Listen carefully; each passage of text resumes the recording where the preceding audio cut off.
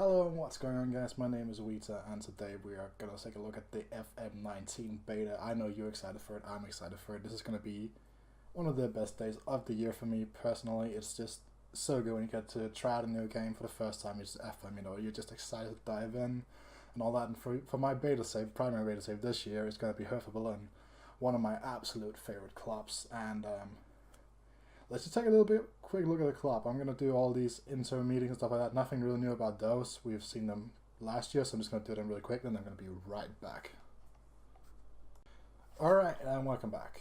I wanted to say welcome back. It literally just left me like a half a second ago, but here we are on the tactics screen. This is a new one, obviously, with the tactical styles and all that coming into the game this year. Something that I'm massively hyped for this year. I actually haven't decided which type of system I want to play because the Hertha BSC team itself is really good on the wings, actually. We have great players. Jarivo, Devilson, we're going to be looking at a little bit later. Matthew Lecky's sadly injured and all that, but he's still a great player. Solomon Kalou. Chelsea fans will know him, love him, hate him, I don't know. Great player as well. So what I've been looking at a little bit is I had a quick save going on with the Gegenpressing before. It's just, it sets it out to just get the grips of the game really quickly. And I really like the style. It's intense, it's fun to watch. Well, I'm not super suited to Hertha BSC style play and the players we have available at us. I'm not really sure about that. What I think is that I feel like we might actually go with the vertical tiki-taka because it fits very aggressive wing backs and all that stuff. And let's see what kind of formations actually is going to be suggested to us. So the 4-1-4-1 DMY, this is a classic formation in FM, and like this is not a formation I kind of want to go with actually. I don't feel like this is going to fit this. We really need a cam. If we can't really get a cam in, it's going to be not really good. D-blind forward also doesn't really fit the strikers we have at availability right now. Better Savage and David Selker are both better as poachers or pressing forwards, so this is probably not the style of tactic we're looking for. So you could play like a diamond narrow, but then again, we're not going to use any of our wingers. Our wingers are insanely good. Like you're gonna see them in a second, and you're gonna be absolutely baffled by how good Javairo Dilverson is, for example. Or we could do this, and this again doesn't use the wingers. Obviously, we have really good wing backs, but we still don't get to use any of the wingers. So let's try to go back and take a look at another system here. Then we have the wing play. 4-4-2, 4-1-4 again. We're looking for a system that fits a cam. That was not where I wanted to go, but we're looking for a system that's going to fit a cam, and the tiki-taka itself doesn't really fit cams that often. It does fit cams. Let's play some tiki-taka, shall we? Obviously very iconic.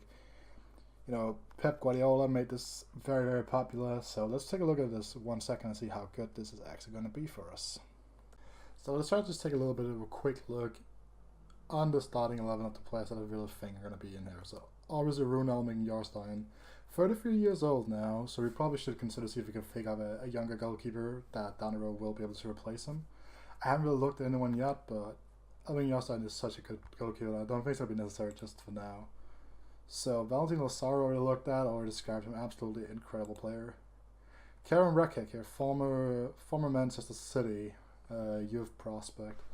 Insanely talented young man, fantastic, really good ball playing defenders, which is really important in this type of system. We need to have a player that we can actually play towards and just rely on him to regularly get the ball forward. And obviously when he's injured, we're going to have to run Enrique to do that for us. And Nicholas Stork, again, a really good passing centre back, not as good as a ball playing centre back in that sense as Karen Rekigas, but definitely one of the better players here as well. Obviously 23 years old now, value of 8.5 million, definitely a player that has been looked at in previous FMs, and a lot of people like. Also 17 pace. This man is fast as hell. One of the fastest players on the block.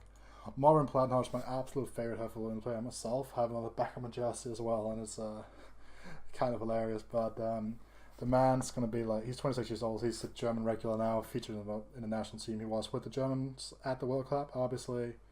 Not the greatest defensive player, again, not really good in the heading area as well as Sarah, so we kind of have to consider that and when we go in and figure out how we're going to defend, because crosses in this game are kind of good, and when cross is going to come in over the top of both my fullbacks, it puts a lot of responsibility on the centre backs to really be able to put up. And Persil and Skelbride is also one of the. He's also like he's regular at Hertha now, right? 139 first team games over 5 years, 6 years with the club right now. Fantastic player. Probably a player we could look to replace in a maybe in the summer, not this summer specifically, because I think we have bigger pressing issues.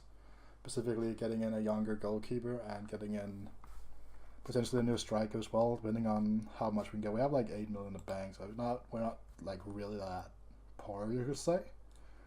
Solomon Kalou is he's 32 by now, obviously a great player as well.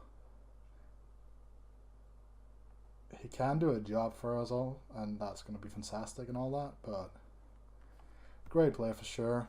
Fantastic. Like obviously advanced playmaker type these days, but we're going to be playing as an inside forward, which is also fantastic. Lacks a little bit of pace maybe, but he's going to be clinical. He's a great player, and he's just going to be able to create a lot of distractions for some of the players and all that. That's going to be really good. Also, Andre Duda, the greatest center second meeting, nominated for Player of the Month in September. Had an absolutely blistering start in the Bundesliga season.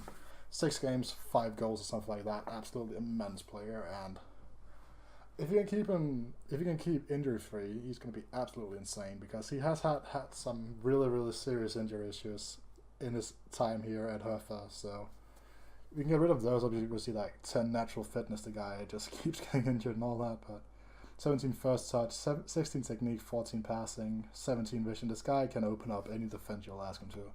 Also, already interest from Bayer Leverkusen. Obviously, Bayern Munich is in for. They're in for the man in midfield and Mount Plattenhardt.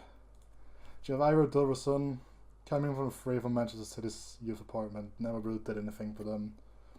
He is really good this year. Starting in just look at his, even as an inside forward, he's actually not that bad. If he had a right foot, I'd play him as an inside forward in a heartbeat, because look at this. 16 dribbling, 13 finishing, 14 first touch, insane. 15 crossing as well. This guy can hit anything. 16 pace, he's rapid, has high flair, can do all that. Off the ball is decent vision, decent high work rate. This guy is a genius in this game, and this is one of the players I'm looking forward to trying out the most, because I feel like this guy can be the key to our successes this beta save, because he's absolutely insane. And one of the most pressing issues in this team is going to be the fact that our captain, Vedeta Psevic, is our main striker, probably, and he's not that great, honestly. He's slow, he's not even that tall, right? If I recall correctly, he's only like 185 centimeters tall, like not that big and all that. Obviously clinical in front of goal, but he has to get there as well, right? Fantastic player to have off the ball, doing all the good work, that big hitting, good target man kind of type of player, but I need a younger striker, I need a striker that can do more. I just need him to do more.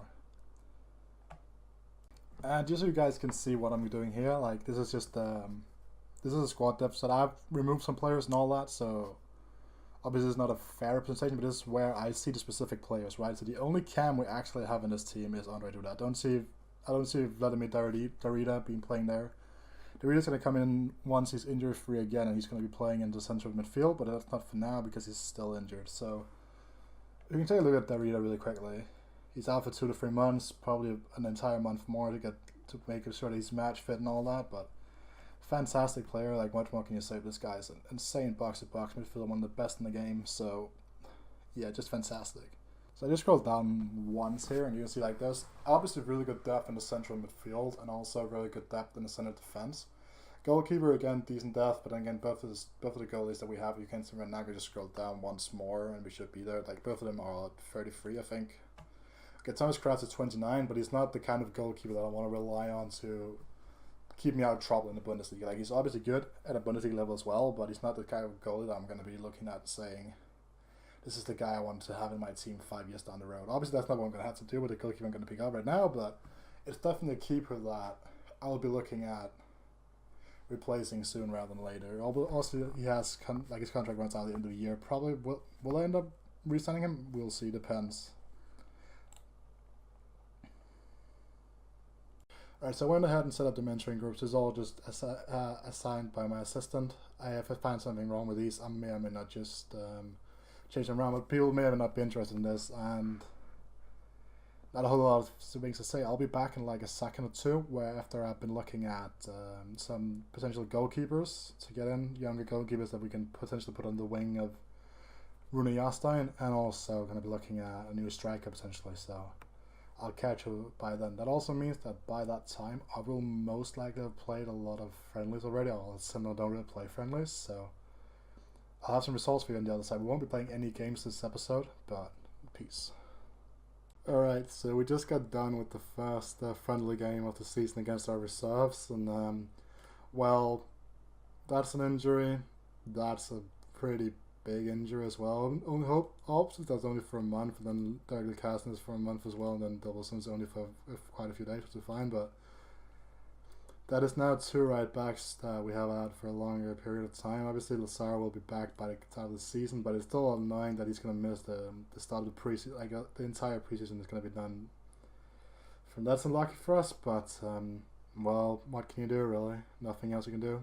Yeah, okay, so here again, I've been looking a bit at some of the transfers and all that, and it's going to take a while, so I'm just going to end with this. I have just bought in one of the best players I'm going to sign all year, I think, and Sadas is a player that last year also was really, really good, and he's going to be acting as a rotational option for Andre Duda, because once Vladimir Darida comes back from injury in a few months' time, he is mainly going to be playing in the central midfield. So Andre Duda is going to be having a player to take over him in games and all that, and also probably Salas will start a few games once he gets back from his injury, which is a hernia, which is in like 3 weeks time. So I will catch you all next time, where I'll play out the transfer window. I'll pick out a lot of signings, and then we'll be taking on the season start of the Bundesliga. So catch you all next time. It's Weeder out.